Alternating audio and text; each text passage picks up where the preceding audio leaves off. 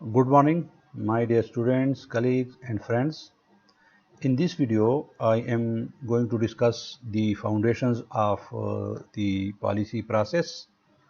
Regarding scheme of presentation, we will discuss the differences between public policy and politics, explore the factors that lead the government to create policy, evaluate the various theories of public policy making, and summarize the stages of the policy process. Uh, the Great Depression of 1930s and the Second World War eras in American history marked a period of rapidly increasing federal government intervention into public policy that had at one time been under the purview of the state and local governments. During the 20th century, for example, the federal government passed far-reaching policies meant to expand civil rights, decrease poverty, protect the environment, and safeguard workers. After years of expansion, the Reagan presidency ushered in a period of government reductions.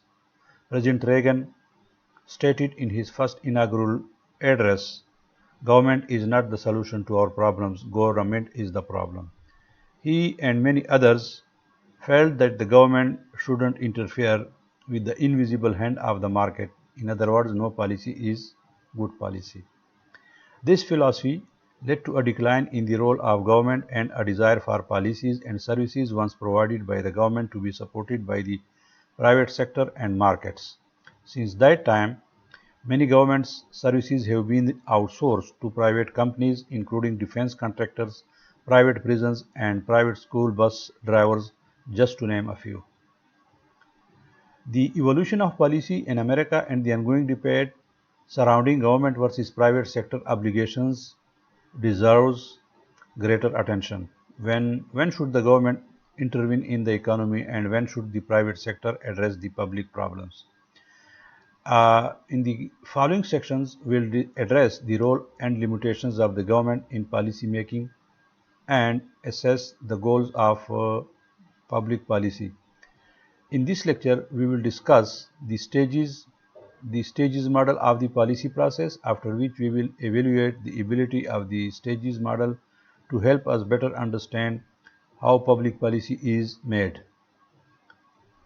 When should the government act or when should the government intervene in the economy? Governments wield the power to influence the actions of individuals, groups, and private sector organizations, as well as the power to punish those who do not follow the established laws of the land. While this may appear to be an overwhelming oppressive view of the government, it is not necessarily as alarming as it may first appear. Governments in liberal economies primarily exist to serve the policy by providing services that cannot or wouldn't be provided by the market. The market describes a social system in which individuals pursue their self-interest by exchanging goods and services with others in a way that is mutually beneficial and efficient. We'll explore the relationship between the market and public policy in the following slides.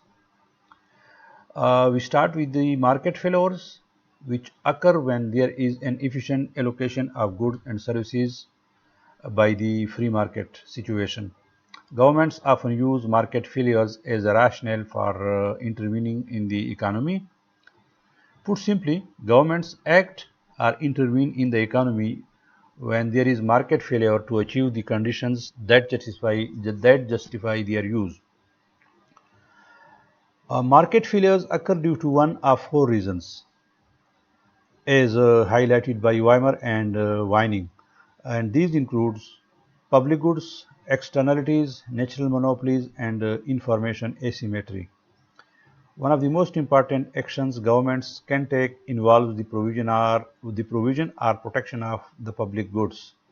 Public goods are those goods which are common to all and enjoyed by everyone in the society. Public goods cannot be limited to only those individuals who choose to pay for them because they are naturally available to all others. Clean air, street lights, and public roads are examples of public goods. National defense, on the other hand, is the example of a pure public good. One person can benefit from national defense without reducing the benefit another person receives from the availability of national defense. Similarly, one cannot be excluded from the benefits of the national defense. Market failures, continuing the case of public goods cannot be provided or ensured by profit-making basis due to two reasons. Number one, it has the characteristics of non-excludability, and secondly, it has joint consumption, that is also referred to as non-rivalrous in consumption. So non-excludability describes the inability to prevent individuals from enjoying a public good. Joint consumption or non-rivalry in consumption describes the ability of one person to consume a public good without precluding others from enjoying its benefit. This phenomena is referred to as non-rivalrous, since the market cannot exclude those who do not pay for a public good from enjoying it.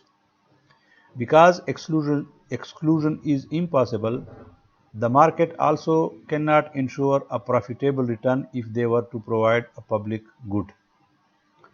Government actions to protect clean air, water, and public lands and other natural resources are considered vital due to the inability of other actors in the policy process to protect them. As described by Hardinge in his article of 1968, The Tragedy of Commons, commonly held resources, that is, common poor resources, must be protected by the government actions. If individuals and private sector actors were allowed to consume or abuse publicly owned natural resources without government regulations, those natural resources would be depleted and unavailable to the coming generations. The federal government's passage of the National Environmental Policy Act (NEPA) of the 1970 exemplifies government action to protect common pool resources. The Act requires all government projects to consider their possible impact on the environment. Environmental impact statements are required before any federal government project or projects involving federal funding can take place. Most state governments have subsequently enacted their own version of NEPA, that is National Environmental Policy Act, to provide protections for common pool resources that couldn't be provided by the private sector or the market economy. On the other hand, a private good is both, which is rivalry and excludable. A pure private good is the one that is privately owned and once consumed cannot be consumed by any other individual. A coffee, for example, is a prime example of such an item. The person who bought the coffee is not required to share, and once they consume the coffee, it cannot be consumed again. Some private goods are not pure private goods. Instead, they are considered as toll goods. Toll roads, for example, exclude motorists who are unable or unwilling to pay the toll. However, one motorist's consumption or use of the road does not prevent any other motorist from using the same road. Similarly, some public goods are not pure public goods. These goods are not excludable but are rivalry. Public fisheries, including rivers, lakes, and streams, are open to the public, but consumption of the fish is limited. If catching and eating too many fish would deplete the population, the act of catching and releasing a fish wouldn't apply to this scenario. Here is the comparison of public and private goods. Pure private goods are both excludable and rivalrous in consumption. Pure public goods, for example, national defense, are non-rivalry and non-excludable. Common pool resources are rivalry in consumption, but they are non-excludable. Similarly, toll goods, toll roads, cable TV are excludable, but they are non-rivalry in consumption. So, these are some of the characteristics of pure public goods and pure private goods, and some in between. The second case of market failure is that of externalities, which refer to effects resulting from a produced good that are not the intent of production. One example is the effect of local economy when a major sporting event takes place, such as the Super Bowl, the NBA playoffs, or the Masters golf tournament. Business not directly related to or responsible for the event will still benefit from the occasion due to visitors frequenting their establishments. This type of spillover effect is considered a positive externality, since the effect benefits the community. Conversely, a negative externality includes water and air pollution created by coal-fired power plants. The power plants provide a service to the community, but the service comes at a price beyond the monthly power bill. Air quality and water quality are reduced, and profit maximization firms do not have an incentive to expend resources to limit their environmental impact. Government intervention is required to address this failure by setting restrictions on how much pollution can be generated and fining firms for exceeding established limits. The third case of market failures is that of natural monopolies, which can occur when start-up costs are too high, thereby making it impractical for other firms to enter into the industry to provide a service.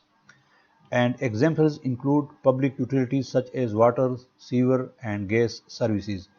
Utilities require infrastructure to provide the resource, which is a costly endeavor. Furthermore, having multiple water, gas, and sewer lines is not practical considering the complexity of pipeline networks. The government generally intervenes to provide the utility or, at a minimum, negotiates prices to ensure citizens are not excluded by being priced out of the resource. The fourth case of market failure is that of information asymmetry, which occurs when a firm possesses knowledge that the consumer does not. For example, prescription drug providers know about adverse side effects due to drug testing and would benefit from not disclosing this information. However, the Federal Drug Administration requires prescription drug companies to provide sufficient information to protect the consumer. Consider the work that government agencies do to protect the public and ensure the consumers have the information they need to make choices about food products. Non-GMO food labels, grading meat packages, warning labels on cigarette and alcoholic beverages. The government requires the companies to place these labels on products because otherwise the food packaging industry is unlikely to disclose negative information to consumers. These are all examples of market failures that resulted in government intervention and in failure of the laissez-faire economy. Uh, GMO basically means genetically modified organisms, which are plants, animals, or microorganisms that have had their DNA altered. The non-GMO project verified label means that a product has met the non-GMO project standard for testing, traceability, and segregation. These labels are meant to inform consumer, not to indicate safety or nutrition. Large-scale research coordination. Government action is also required in the provision of resources that would not otherwise be available to the general population. The construction of the US interstate motorway highway system would have been unimaginable without the vast economic resources available to the federal and the state governments. Federal and state funding for public universities enables a large percentage of the general public to have access to secondary and higher education. Publicly funded hospitals allow state and local governments to increase the public's access to healthcare, especially in rural areas. Publicly funded sewage systems, water treatment facilities, water drainage infrastructure, and public health regulations are all examples of government actions that, in general, are not efficiently provided by the market economy. A number of examples exist of times when the vast resources of national and state governments make them not only actors make them only actors in the policy process that have the ability to act in the public's interest. Natural disasters like hurricanes, typhoons, tornadoes, earthquakes, wildfires, and tsunamis are responsible for unimaginable levels of destruction to public and private property that often cost billions of dollars to repair. More important than the financial costs associated with the natural disasters is the expedited effort required to reduce the survivors of such incidents. Often national, state and local governments are the only actors with the resources available to coordinate large-scale disaster relief efforts. Uh, like market failures, there are also government failures. The government also fails in many cases. So what does it mean? Government failures occur when a government does not leave society better off, particularly in the context of correcting market failures. Gupta provides 10 reasons for government failures: inability to define social welfare, limits to democracy and the paradox of voting, inability to define the marginal costs and benefits of public goods, political constraints, cultural constraints, institutional constraints, legal constraints, knowledge constraints, analytical constraints, timing of policies. What is the goal of public policy? Governments have the authority to act on a wide variety of issues, although they do not act on every public issue. Often the decision to act is a result of public consensus that collective action is desired and are necessary. Locke famously described the time before governments were established as the state of nature. In the state of nature life, liberty and property are continuously threatened because there are no laws for protection. Once citizens decide they would rather live in an ordered and stable society, they agree to a social contract or an agreement among the members of that society to cooperate and form a government that must then pass policies safeguarding individual rights. Once citizens are secure, they are often free to pursue opportunities and contribute to betterment of the society. This idea is ultimate goal of public policy in a liberal democracy: ensure that citizens are free to fulfill their aspirations. Mainstream discusses the actions that government must take to ensure that citizens are able to pursue their goals and contribute to society. Mainstream's list is by no means comprehensive. Nevertheless, it does provide context for understanding the central goals that public policy attempts to achieve. First, governments must create policies that defend people and property while maintaining public order. Societies unaccustomed to war and lawlessness often take for granted the importance of survival and a general sense of well-being. It is, for instance, citizens are constantly under threat of violence or living in a war zone. The ability to safely raise a family or to work are severely threatened. For this reason, policies must be created with the goal of defending people and property. This includes both military threats abroad and domestic threats of crime and violence. Establishing military power and maintaining a corruption-free police force strengthens security and helps keep the peace, so that citizens can confidently engage in social and economic activities that can enrich their lives and the lives of others without being threatened by other people or adverse natural events. Policies should support effective non-governmental institutions. This concept is familiar to preventing market failures, as people often look to government when they want institutional change. In fact, many public policies are government efforts to reform and improve the working of the broader set of societal institutions. Consider regulatory policy, which is meant to curtail the negative costs of business activities, environmental regulations that reduce carbon emissions or restrict the types of chemicals that can be used in household cleaners, and laws that prohibit monopolies are all examples of policies that encourage effective non-governmental institutions. Recent attention on sustainability has encouraged government intervention in sustainable development. Finally, Minstam argues that the goal of public policy is to promote human flourishing and prosperity.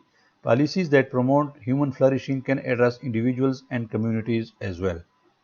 Community planning efforts, economic and educational opportunities, and social welfare systems are all government attempts to enhance the human experience and allow citizens to advance and improve. The president, this is one of the actors in the public policy process, and this table gives executive branch cabinet departments which work under the direct control of the president. Conceptualizing the public policy process. Next, we make sense of policy by articulating the steps that deposed policies take through the political process, beginning with problem identification and ending with a comprehensive evaluation. These steps are not all encompassing. The policy process is messy and rarely moves smoothly from one phase to the next. But students of policy may find that the basic stages model provides a helpful guide to understanding an imperfect process.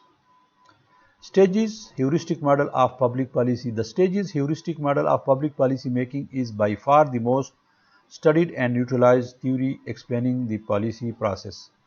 Public policy making in the US occurs in different stages and includes an assortment of policy actors such as elected politicians, bureaucrats, interest groups, and even citizens. Harold was one of the first scholars to elaborate on a multi-stage decision process of public policy making. The stages that he described have evolved but generally include the following steps: problem identification, agenda setting, policy formulation, policy legitimation, policy implementation, and finally policy evaluation, that is evaluation of the policy. The following summaries are meant to give students context and an overview of the policy stages. So step one is problem identification. The first step in the policy making process is to identify a public problem. Problem identification is more difficult than it may seem. While one person or group may believe there is a problem, another group may not. Similarly, one group may define the problem differently than another. These complexities cause problem identification to be inherently political, and different groups fundamentally disagree that there is even a public problem. The likelihood that they will ever agree on the same solution is low. As this example illustrates, the process of identifying and defining public problem is complex. Stage 2 is agenda setting. Once a problem has been identified, the next step is to attract the attention of policymakers, thus encouraging them to include the problem on their personal agenda. Agendas are lists of public problems that are important to individual policymakers. Similarly, the public agenda includes all the issues that may or may not be seriously considered for government intervention. Issues may become less important over time and leave the agenda only to reappear when indicators or focusing events increase their importance. For example, the national budget deficit was an important topic on the public agenda during the 2012 presidential campaign, while in 2016 resolving the deficit was not as important. The third step is that of policy formulation. After a public problem has received attention from the policy makers, it must be formulated and articulated into a policy in written form. It is a complex process. During this stage, the benefits and drawbacks of each proposal are debated and considered. Policymakers must then decide who will be tasked with carrying out the policy and what the process of implementation will look like. They must also consider how they will encourage the citizens to follow the new law. Will they receive a punishment if they neglect to abide by the new rule, or a reward if they do? Next step is policy legitimation. Policy legitimation is the step in the policy making process that students have likely studied. American government classes teach students how a bill becomes a law, and this step is no difficult. American government classes teach students how a bill becomes a law, and this step is no different. You will recall that public policy is made at the local, state, and federal levels of government. Generally elected members of a Congress or General Assembly propose policy.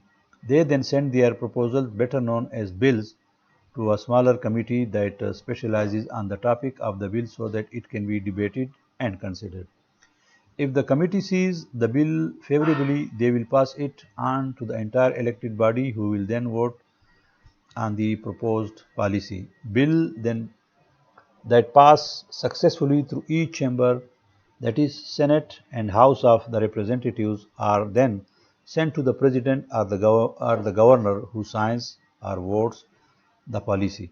This process is far more complex than this short explanation might lead you to believe, but the steps are critical for public policy to gain legitimacy and be successfully implemented in the next phase. The next phase is that of policy implementation. After the policy has been legitimized, policy implementation consists of translating the goals and objectives of policy into action. During the policy design phase, the policymakers either build a roadmap for how policy should be implemented, or they give implementers, who are typically bureaucrats, discretion over how a policy is implemented. For instance, a state passes a resolution that requires law enforcement to increase community policies efforts, essentially promoting stronger community and police relationship. State lawmakers give local police departments the power to determine the best method for increasing community policing. But how should they proceed? Should they require body cameras, be worn on duty, and punish anyone who chooses not to follow the rule? Should police spend more time in certain neighborhoods or host events in the community? Perhaps they can spend more time in the schools with children, or at the very least step up crime prevention measures in violent neighborhoods.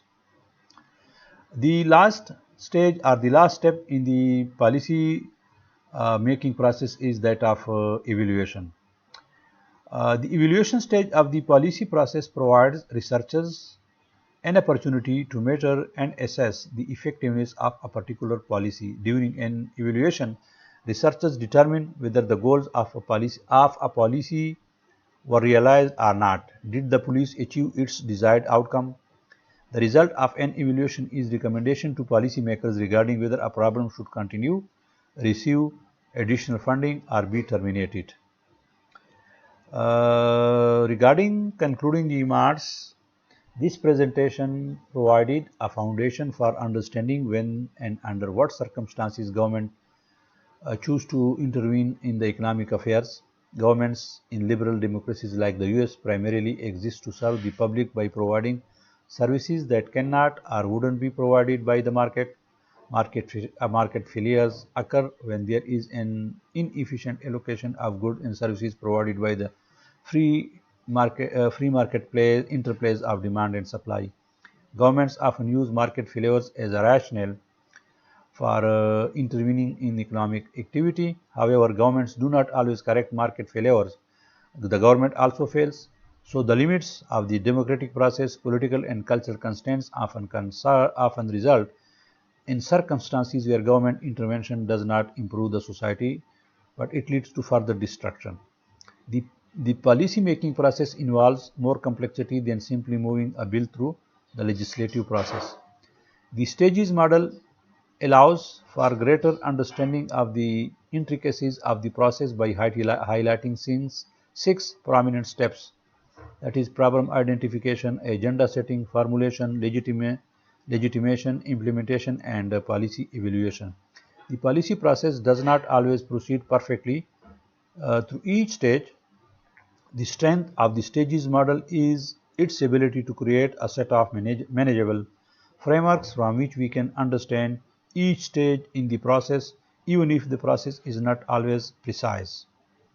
The stages model provides a foundation to explore the nature of policy making before and after the legislative process even begins. We spend the remainder of this text investigating each step in greater detail in the coming presentations.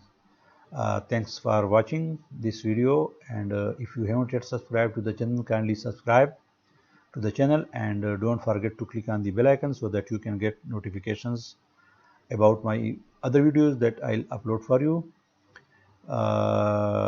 Kindly share various videos of this channel in various WhatsApp groups with your friends,